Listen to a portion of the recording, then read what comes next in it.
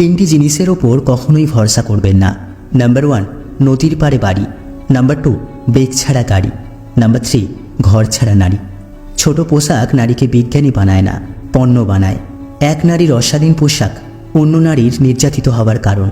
চুল আর সম্পর্ক ততদিনই ঠিক থাকবে যতদিন আপনি ভালোভাবে তেল দিতে পারবেন।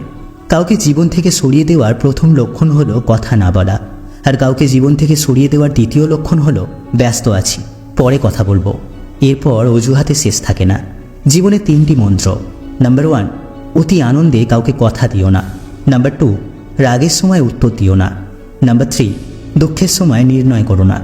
আমি তোমাকে ভালোবাসি আর আমি তোমাকে পছন্দ করি, এই দুটো কথার মধ্যে পার্থক্য কি জানেন তো? উত্তরে গৌতম বুদ্ধ বললেন, যখন তুমি একটি ফুলকে পছন্দ করবে তখন তুমি সেটা তুলে নেবে, আর যখন তুমি ওই ফুলকে ভালোবাসবে তখন তুমি ওই গাছের গোড়ায় জল দেবে।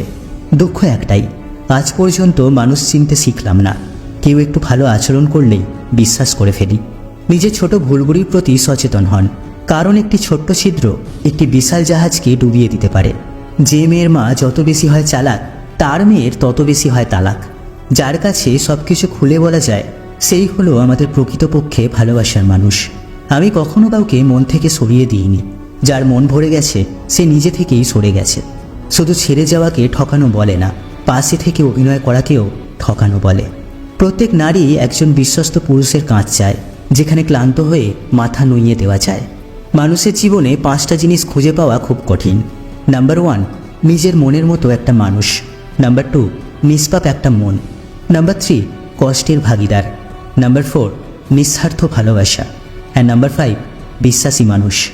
ধনী আর গরিবের মধ্যে পার্থক্য একটাই, ধনীরা খাবার হজমের জন্য দৌড়ায় আর গরিবরা খাবার জোগানোর জন্য। নিজেকে কারোর কাছে ব্যাখ্যা করার দরকার নেই। যারা তোমাকে ভালোবাসে তাদের এটা প্রয়োজন হবে না, আর যারা তোমাকে ঘৃণা করে তাদের এটা বিশ্বাস হবে না।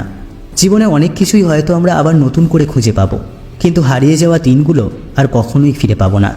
বিশ্বাস আর নিঃশ্বাস খুবই মূল্যবান, একবার হারিয়ে গেলে আর কখনো ফিরে পাওয়া যায় না। একজন মা পারেন 5 জন সন্তানকে একসাথে মানুষ করতে, কিন্তু 5 জন সন্তান মিলেও একটা মায়ের খেয়াল রাখতে পারে না।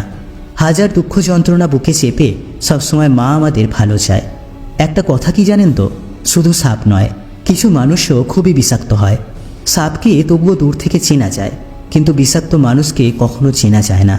স্বপ্ন পালিয়ে যায় ঘুম ভেঙে গেলে, আর মানুষ পালিয়ে যায় স্বার্থ ফুরিয়ে গেলে। থাকলে কাছে কে আর বোঝে, হারিয়ে গেলে সবাই খোঁজে। এটাই আমাদের পৃথিবীর নিয়ম। প্রয়োজন ফুরিয়ে যায়, কমে যায় ফোন, জিজ্ঞাসা করলে সে বলে এখন নাকি সে ব্যস্ত ভীষণ। যখন বিশ্বাস ভেঙে যায় তখন সরি বলার আর কোনো মানে থাকে না। অকারণে কেউ কখনো বদলে যায় না। সময় পরিস্থিতি একটা মানুষকে বদলে যেতে বাধ্য করে। কাউকে অন্ধের মতো বিশ্বাস করো না, তাহলে সে তোমাকেও অন্ধ ভেবে ঠকিয়ে চলে যাবে। জীবন থেকে কেউ চলে গেলে আমরা অতটাও কষ্ট পাই না যতটা কষ্ট পাই ওই মানুষটার সাথে মিশে থাকা পুরনো স্মৃতি আর অভ্যাসের কারণে।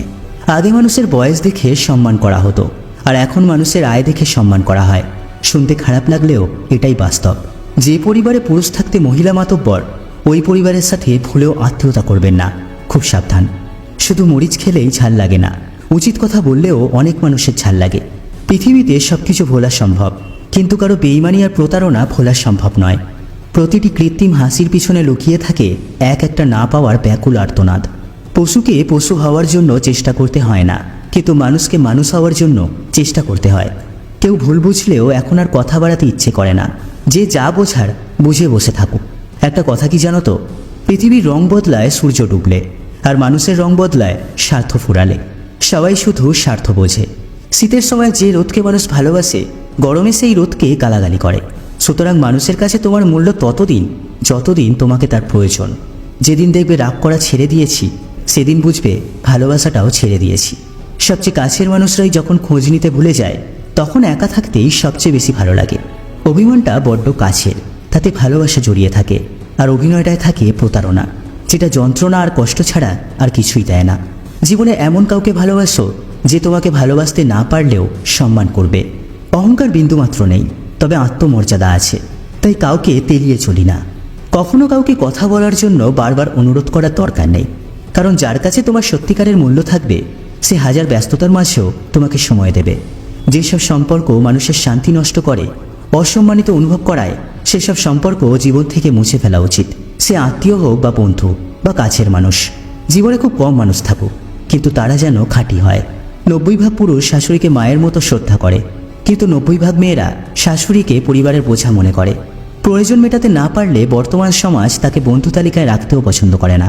ধৈর্য ধরো, মনকে শক্ত করো। মনে রেখো, সময় সর্বদা এক অবস্থায় থাকে না। খারাপ সময়ের পর আসে ভালো সময়।